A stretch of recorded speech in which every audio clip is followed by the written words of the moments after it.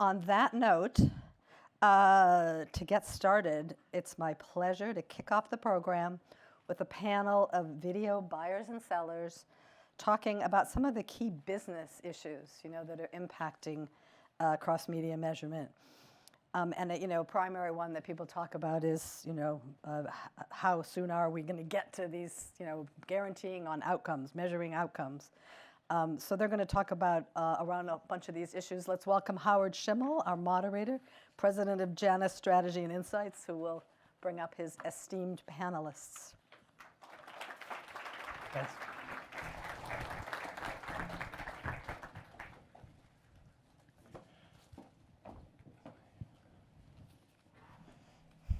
Where do you want us?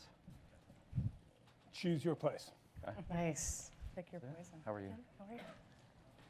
Hi. Oh, hi.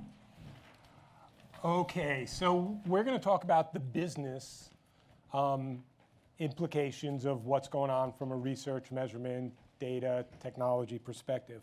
I think Jane's slide with the Fast and Furious is a great one, because I think one of the key questions is the car moving as fast as a tank? Is that guy going to leap and fall on his face? So let's start by just talking a little bit about, what are you worried about now? We're 3 months away from transacting the upfront. Talk a little bit about, maybe introduce yourself and talk a little bit about what you're thinking about. Great. Why don't we start? So we call that built while flying, not he hasn't hit Falling the on his ground feet. yet, but So he's got further to fall then. he's got a little further to fall. Maybe he's going up. Who says he's falling? Come on, Howard. Be positive. There you go. Exactly, Tim. I'm Lisa Valentino. I'm the Executive Vice President of Client Solutions at Disney. And, it's interesting because every year the planning and strategic cycle around the upfront gets earlier and earlier and earlier. And so, I feel like we're in advanced stages and it's only February. The journey that we've been on for the last year has really been about organizing our tech and data stack to enable everything that we're going to talk about today, whether that's cross-platform measurement, cross-platform targeting, attribution. All of it is only possible if your infrastructure is set up to do that. And so, part of the behind the scenes that really has been happening, and I would say Disney isn't alone. The nice thing about it is, as an industry, we're all likely going through a version of the same thing. But it's really about enabling our digital and linear ecosystems so that we can be more aggressive in the areas that of cross-platform measurement, targeting, et cetera. Okay. Jenny. So I'm Jenny Gardner, and I oversee media at Unilever. One of the last things I worry about is actually the upfront, because that is a very insular thing that, of course, we all are worried about. But the thing that keeps me up at night the most is the fact that we're creating some really shitty experiences for consumers and then wondering why our advertising isn't working. I think there's a lot of money in complexity, and I think that there are a lot of sides that don't want to come to agreement on basics, which just further enables us to focus all of our energy on building the plane as we're flying it versus actually trying to level set and get some really fundamental things out of the way that will make our industry as a whole much better.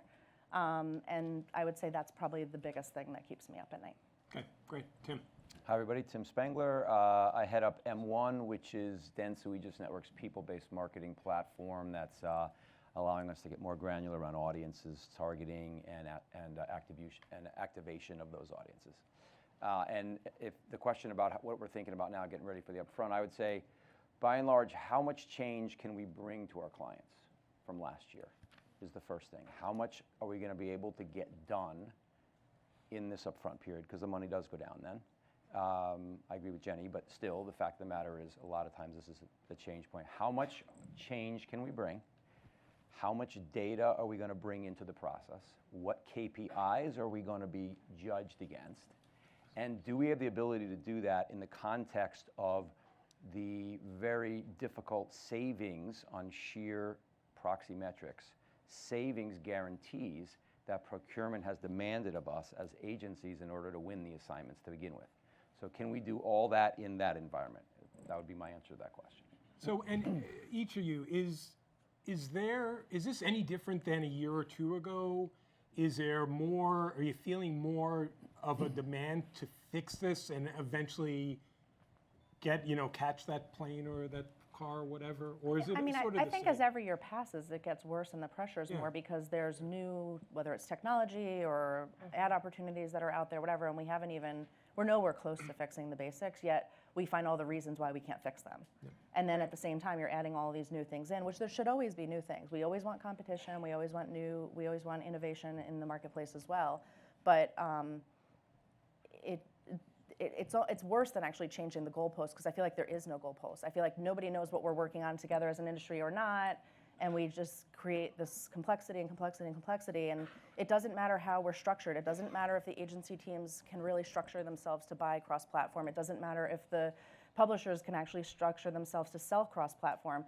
If the foundation isn't there around measurement and being able to count basics before we even get to the point of measuring impact of those basics, none of us can actually do our jobs. Right. I mean, a year ago, inside of our portfolio, we were really several companies sitting under one umbrella. So just the counting of it all was challenging. I would say in a year, now I can only speak for us, I think we've made tremendous strides in getting closer to places where we can look across our screens, we can look across audience sets, we can start to understand. There's a pre to that, there's a mid to that, and there's a post to it, where understanding how audiences are engaging with content, understanding the value chain of that, connected universes, digital universes, traditional linear universes, and what is the incremental value that we can bring. We first had to be able to look across. We're at Google today. They have been really great partners for us on the digital side, completely, moving our digital business to one stack. On the linear side, we're in that journey. That is going to take time, where we can have one consistent stack from a linear perspective that is going to allow us to look at cost per incremental reach, unduplicated reach, buying and selling audiences, whether it's automated or directly across. And that's just inside of Disney. And then imagine the expectation is that is happening across the industry. But I also don't want you to look at it yourself, right? Like, I don't want your number, and I don't want Viacom's number, and I don't want Facebook's number, and I don't want Google's number. I want a number that everyone has access to, that's managed and helped by a third party. Right. You can't grade your own homework. Yeah, but I think we're all, if anyone's looking for a simple Uber solution, it's never going to happen. Based on reasons Jane said and other ones we'll talk about, I don't think it's ever going to happen. So I'll start by saying that. And but I think the amount of change in the last 3 years is really significant.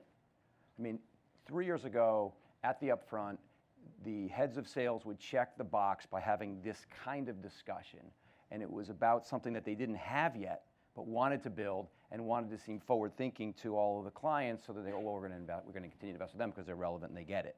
But they didn't have anything yet. Now everybody's got some version of something, and we're starting, and it's really first inning of a extra inning game, as one of the head media owners said to me, in this. But we are so much further ahead than 3 years ago. Everyone is starting to do it. I think influenced by a lot of things, including disruptor DTC brands who only think this way. So I'm getting my lunch eaten, I better figure out a different way to do it. Whatever the reasons, we can talk about the reasons. I think we're so much further along from 3 years ago that it's great. So let's jump on something both of you guys said, which I think is important. And we'll hear about the WFA manifesto a couple of times today. One of the things I've always thought about is that as an industry, we spend too much of our research dollars on data that drives transactions. Nielsen, buying Nielsen to be able to develop estimates and post estimates. And even though we use Nielsen as a planning data set, it really wasn't built to be a planning data set.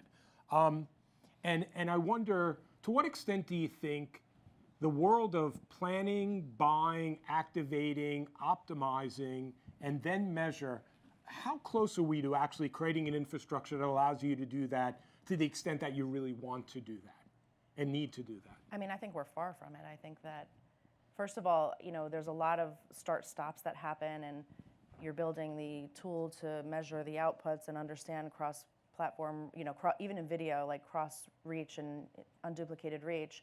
And then all of a sudden somebody says to you like, oh, but you need a planning tool. So you abandon the tool to measure and you build a planning tool. But like, it's like the chicken and the egg. Like if you can't measure and understand what's happening, you can't really build an effective planning tool, right? So there's a lot of those conversations that are happening. And I think we really are not good about building roadmaps and sticking to those roadmaps. Like at Unilever, we kind of frame everything out in terms of a now, near, and next. And next is really the vision, and you may never get to that vision in full, and that next may change over time. But at least you know what you're aiming for so that you can then figure out the steps in the now and the near to get there. And I feel like we don't do that well at all as an industry. We have laid out some roadmaps. We never get there. And I get that there are going to be challenges. I don't mean to make it sound like it's really simple, but we have ADD. We can't focus on one thing. And sometimes I think people don't want us to focus on one thing. Yeah, Tim, what's your perspective from the Dentsu view? I mean, are we moving towards a cleaner planning infrastructure that allows you to plan the way you need to do and then activate and then course correct? I think we're trying to figure out ways to make all those things you mentioned sit on one platform. So I'd say yes to that. Okay. And does that get married with creative? So we version the right creative at the right time? Maybe, probably. So at a high level, I would say that. But again, it's going to be baby steps, and I just don't believe there'll ever be one simple way to measure. The walled gardens are not going to allow it. Everyone's going to move past. We're already moving past proxies into audiences. Audiences are going to move into outcomes. You cannot do an outcomes based in a world where you've got in a CCPA environment and everyone wants to move from proxies to audiences to identity, which we'll talk about that. It's never going to get shared, and there's no way it's going to go across. You're going to have to figure out a way inside each of these walled gardens to do the best job you can and figure out how you stitch it together. And it's going to be 100% better than it was 10 years ago. But it's not going to be simple. It's only going to get more complex.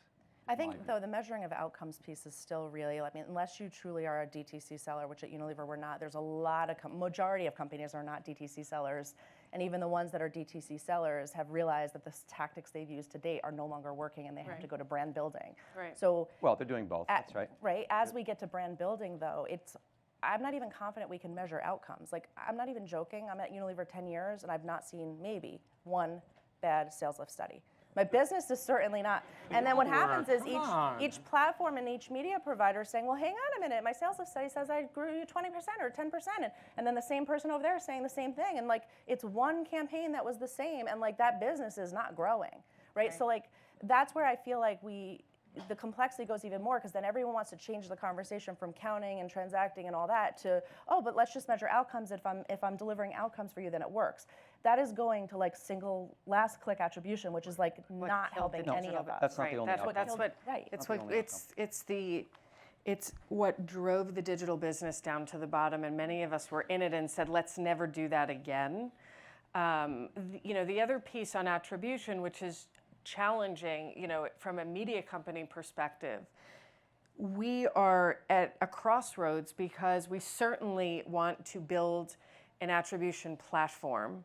However, it's only as good as, the partners on the other end of it, of which there are many to evaluate. With no governance around. With no governance. Yep. Not accredited, no transparency. So I'm told the MRC, though, is going to be heading in that direction. I do think us spending a lot more time, though, where we've made progress is with clients, because every client looks at attribution, defines attribution differently. And so it's really not about we're trying to build a platform that a percentage of the market who isn't thinking so specifically about attribution partner with us on. At the same time, we have to be open to the way Unilever wants to approach that topic is drastically different than how their biggest competitor wants to approach that. And so we have to be open to, working in a more fluid way. What happens in that scenario also is the lack of transparency. And so how much are media companies really being invited into that conversation. And a lot of the, the Nielsen pilots and some of the things that are out there, you can't even optimize yet in real time. And so this idea of attribution is so delayed by the technology at the moment. I will say in the last year, just in the last 12 months, we are seeing a lot more cross-platform buying. We are seeing it's less, at least from a Disney point of view, about addressability, a lot more about linear optimization. So how do you start taking steps in that direction where data can inform decisions that maybe we weren't doing a year ago?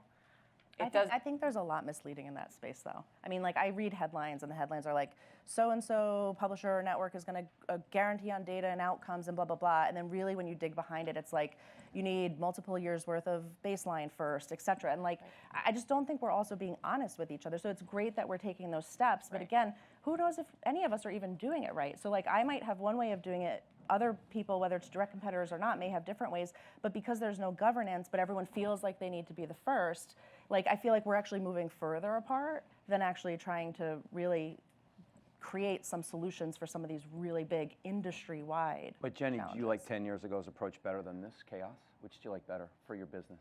I gotta be honest though, here's the thing, like I buy, OTT is like the hottest fucking thing right now. Like I mean, depending on who you meet with, sorry, I like to say the F-bomb. It's okay.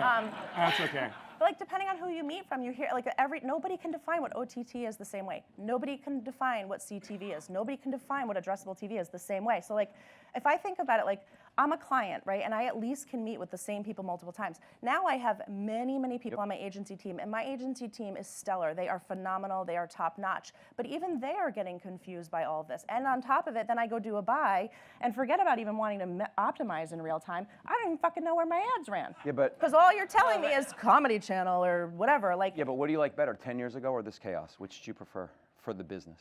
It's chaos, no question, but would you prefer 10 years ago's? I don't think that's a valid question. What I'm saying is we can do a lot better, and we're not. And I think we have such a low bar for each other right now that we get away with it. And I live by the principle of just because you can doesn't mean you should. And I feel like we need to bring some of that into the conversations versus headline grabbing or whatever it is that's going on, complexity creation. I don't think it's easy. I don't want to go backwards. We have to go forwards, but we have to do it in a more unified way.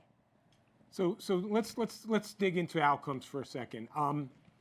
One criticism, and it's easy for me to sort of sit back and criticize because I'm not living in one of your companies. But one of the issues, I think, a mistake we make as an industry is, and some of this is obviously upfront press and people standing on stages and getting ads, getting articles and broadcasting cable, but we don't actually decompose to figure out when things work, why did they work, and when they don't work, why didn't they work? So what does it even mean that it worked? Well, but even if you can agree on it, the fact that we're tuning outcome measurement to get the one number, while we're not saying it's this much targeting and it's this much creative alignment and all the other, quality of creative, we're not doing enough of that so that any of this could actually be used to build better schedules going but I think forward. we're also forgetting about the consumer, right? Like if we go back to it, right? Publishers need to create really good experiences so consumers want to come back. Advertisers need those experiences to be good so that our advertising either resonates or we can put the right message in front of the right person at the right time. But the way we create the complexity in buying and being able to measure, we don't know that that's happening. So I could think that I have a certain reach on a certain platform or a certain media partner, but then I find there's some long tail buying that's happening in other places that's also adding in, et cetera. And then like, next thing you know, like the promise of the right message in front of the right person at the right time really gets further and further away, yet we're still saying it. I think there's two things here, though. We're talking about how do we create consistency as an industry, and then how do we use our own ecosystems to learn and be more consultative about what is working and what isn't. And those two things are not necessarily coming together. It doesn't mean they're not happening. I think that, for us, we have done, and one of the reasons why I don't spend a lot of time on stages like this is because we are actually spending a lot of time understanding how all of our channels come together, how they work for advertisers. We're on the forefront of a very big weekend with the Oscars in front of us, and the way that we're doing those types of partnerships is drastically different than they were just a year ago. Right. And we have big ambitions, by the way, that we can't deliver on this year, but we hope to deliver on next year. And a lot of it is influenced by data. You look at college football champion or college football as another construct. You know, if you're looking to reach women, you should be really looking at content environments like that, because I'm just giving you one simple insight that nobody is taking advantage of. We didn't even know that a year ago. And so how does that inform how we talk to our partners in the market? How does that inform how we guarantee? We are not, I mean, I think we can say this very realistically. This is not an outcomes-based yet industry. It is nowhere near that. But I do think the advancements we're making in linear optimization, digital targetability, is giving us learnings that we never had before. Then it's how do you act on it? It is not, you know, bubbling up to an industry, you know, wide solution. It just isn't. I don't know if it ever will. Go ahead. But that would require, right? Look at what's happening with addressability, right? You have the opportunity in addressable market to have one standard, how we define targets. Let's just take that one piece of that whole world. And yet we have different companies now in the market creating different standards, different definitions. Media companies might join different versions of that. Agencies might join different versions of that. Clients might. And so you've bifurcated. I don't know if that's a bad thing or a good thing. I'm just There's money and complexity. stating there's money and complexity in a business that really hasn't even, you know, taken off yet. But why doesn't the target come from the advertiser or the agency? It does, ultimately. But it also depends on what you know and don't know as you're going in to set that, right? So if you don't, I mean, like, we can get there, and we can get there in ways that does not go against any of the privacy concerns. Mm-hmm. But what's in it for everyone to actually play? If you're still getting the money that you're getting now, and the other person's still getting their money, and what's happening is we're creating more walled gardens, right. Which is why it's more important that we have third parties that actually can be the ones that help pull this together. I don't want any privacy information. I don't want any of that shit. I just want to know, did my ad run? Where did it run? I mean, trying to figure that out sometimes in digital, whether it's video or not, is even difficult enough. And then getting to the next steps of things beyond that. It can be done. So everyone just needs to be on board in terms of cooperating to get it done. So let's back up a second. So Lisa, you approach Jenny. Jenny identifies, one of her brands. You have a very large portfolio. How close are we to a place where you have really good data to understand where are the relevant moments across your platform to be able to deliver on her objectives? Are we 90% of the way there? And if not, what do you think is missing? You're talking to a world of researchers, and they're depressed enough about the outcome. Nobody should be depressed. I mean, all of the outcome we have a lot to be providers grateful in the room for. have left. It's all opportunity. I think we have the opportunity to re-architect this industry over the next 3 to 5 years, right? So we should look at that as opportunity. I think that the work that we're doing across data and measurement is continuing to be helpful, hopefully, to partners like Jenny. By the way, every brand inside of Unilever has a different objective, a different audience target. It's why we've reorganized the company to be a lot more focused on categories. Not to say agencies aren't important. We sort of have a dual, we've enhanced, hopefully, our structure because it is so complex, and how a CPG company behaves looks very different than how an automotive company behaves. The data sets that they expect from us are different. And so, we've built a Disney ID graph that I think is unique to Disney. That might create challenges from an industry perspective, but as you do business with us, I think it offers a lot more granularity in terms of our audiences across the wide swath of reach that we now can deliver. And we're also enhancing those data sets with third-party data sets that we know are invaluable to our partners. And I think even in this year's upfront, that conversation that was a very binary conversation in the past between agency and media company, there's now a third seat at that table, which is client, and we are doing business on different metrics, and we are holding ourselves to different types of KPIs. Again, I think it's steps in the right direction. Comments on that?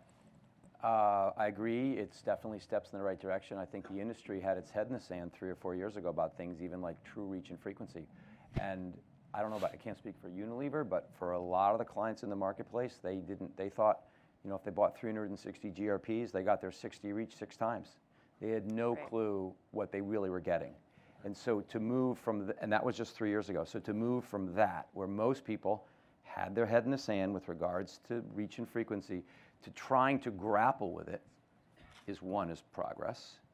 When you listen to Lisa, their solution, I'm not judging it, sits inside of their environment.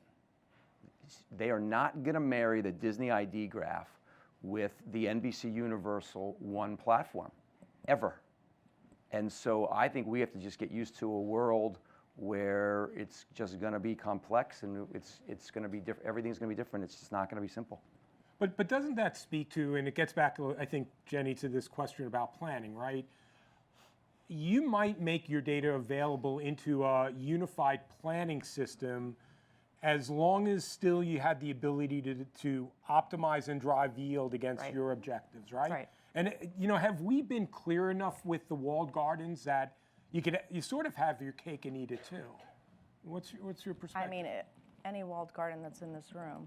We're in a walled garden building. Everybody's in a walled garden, exactly. Didn't you We walk can't get through out. a Yeah, walled exactly. garden to get to Exactly. the It's a stage? fortress. Unilever is extremely clear on where we stand with this, and our position is let's have a seat at the table together to try to make this work.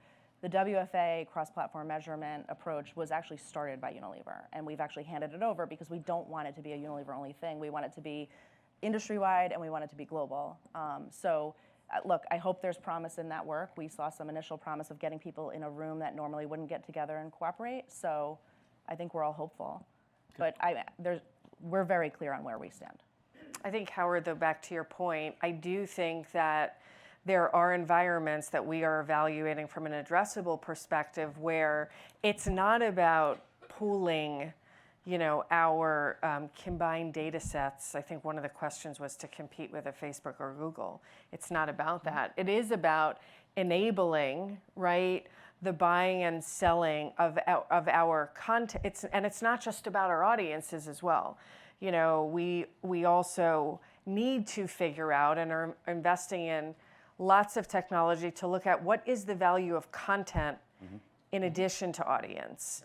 And not an easy thing to tackle, but something that's super important for companies like ours, like NBC and others. But I do think platforms like Xandr and NCC provide an opportunity for more ease of access, if you will, from a measurement or reporting perspective.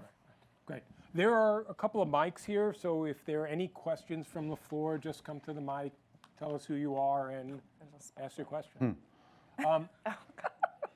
That light just went on that. There you go. The spotlight. All right, let's dig a little deeper into the question about platforms.